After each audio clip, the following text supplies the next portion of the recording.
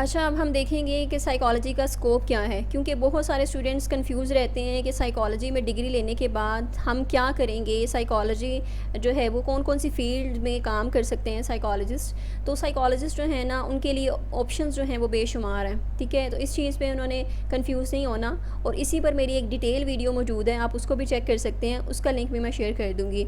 अच्छा, इसमें है कि साइकोलॉजिस्ट कहाँ कहाँ पर काम कर सकते हैं, कौन कौन सी फ़ील्ड्स हैं। पहली फ़ील्ड है एजुकेशन सेटिंग।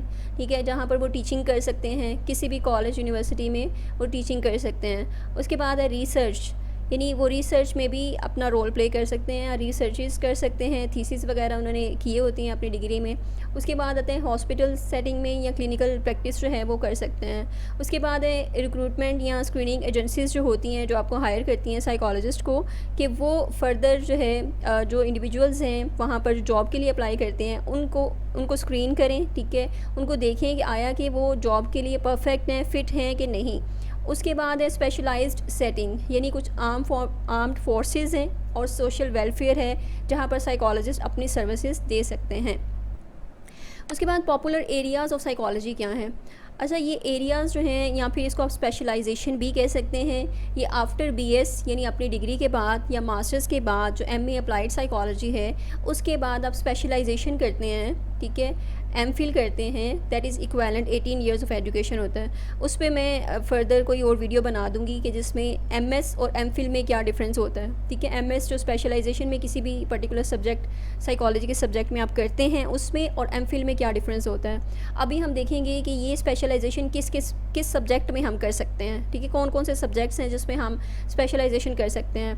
पहला जो सब्जेक्ट है वो क्लिनिकल साइकोलॉजी है। क्लिनिकल साइकोलॉजी में क्या होता है कि आपने डायग्नोस करना होता है कि कौन सा डिसऑर्डर है, फिर उसका ट्रीटमेंट होता है। जो भी अब नॉर्मल बिहेवियर है उसको ट्रीट किया जाता है, जितने भी मेंटल डिसऑर्डर्स हैं उनको डायग्नोसिस किया जाता है और उसके बाद ट्रीटमेंट किया जाता है। फिर है इंडस्ट्रियल ऑर्गेनाइजेशनल साइकोलॉजी, जिसमें वर्क प्लेस बिहेवियर उसको स्टडी किया जाता है, और प्रोडक्टिविटी जो है किस तरह से इन्हांस करनी है, किस तरह से बूस्ट करनी है, उस पर काम किया जाता है। या फिर जो वर्कर्स हैं उनका स्ट्रेस किस तरह से मैनेज किया जाना है, या फिर उनको स्ट्रेस मैनेजमेंट टेक्निक्स वगैरह सिखाई जाएँ। तो ये चीज़ें होती हैं इंडस्ट्रियल ऑर्गेनाइजेशनल साइकोलॉजी में।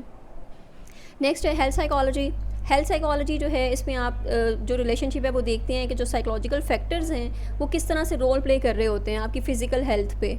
ठीक है, क्योंकि मेन जो कॉज़ होता है ना, वो आपकी साइकी या माइंड रोल प्ले कर रहा होता है आपकी फ़िज़िकल हेल्थ में।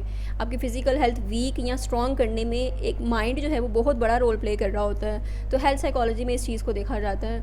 फिर कंज्यूमर साइकोलॉजी आते हैं कि आपकी जो परचेजिंग बाइंग हैबिट्स हैं, ठीक है, या एडवर्टीजिंग, उसको किस तरह से इम्प्रूव करना है ताकि जो लोग हैं उससे इन्फ्लुएंस हो, उस प्रोडक्ट को बाय करें, एट्सेट्रा। तो ये कंज्यूमर में आता है। उसके बाद इन्वायरमेंटल साइकोलॉजी होता है कि जो फिज़िकल इन्वायरमेंट, ये सेटिंग्स हैं, वो किस तरह से आपके बिहेवियर को अफेक्ट करते हैं। इसमें जो इन्वायरमेंट में लोग हैं वो सब कुछ आ जाता है। एक तो उनका जो अपीयरेंस है, ठीक है, या बिल्डिंग वगैरह एट्सेट्रा, फिर अपीयरेंस, उसके बाद इन्वायरमेंट जो है वो क्लीन एंड क्लियर, और वहाँ पे नॉइज़ वगैरह नहीं है एट्सेट्रा। बहुत सारी चीज़ें जो इन्वायरमेंटल फैक्टर्स हैं वो आपके बिहेवियर, इमोशंस को किस तरह से असरअंदाज हो रहे होते हैं। उसके बाद स्पोर्ट्स साइकोलॉजी, यानी आपकी जो एथलेटिक परफॉर्मेंस है उसको इन्हांस करना, उसको किस तरह से इन्हांस करना है, ये कौन से फैक्टर्स हैं या साइकोलॉजिकल फैक्टर्स हैं जो रोल प्ले कर रहे होते हैं, आपकी परफॉर्मेंस को अफेक्ट करते हैं, उसको किस तरह से इन्हांस कर सकते हैं एट्सेट्रा।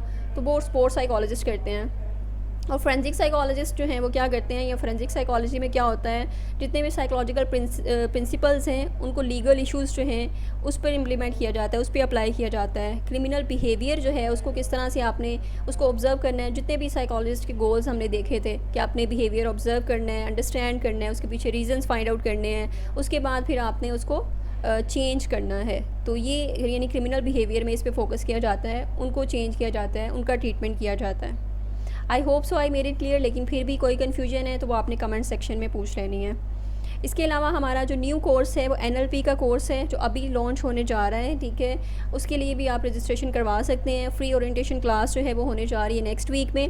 और अगर आप इंटरेस्टेड हैं कि NLP क्या है, और NLP जो है वो बहुत एक्सपेंसिव कोर्स होता है, लेकिन हमारे प्लेटफॉर्म पे बहुत ही रीज़नेबल प्राइस है अभी, और ये फ़र्स्ट बैच है इसीलिए रीज़नेबल प्राइस रखी गई है और स्टूडेंट्स के लिए, क्योंकि स्टूडेंट्स की डिमांड थी, उनका ये कहना था कि NLP करना चाहते हैं लेकिन अफोर्ड नहीं कर सकते, तो उनके लिए ये कोर्स डिज़ाइन किया गया है। तो अगर आप इंटरेस्टेड हैं तो अभी से ही इस गोल्डन अपॉर्चुनिटी को अवेल कर सकते हैं।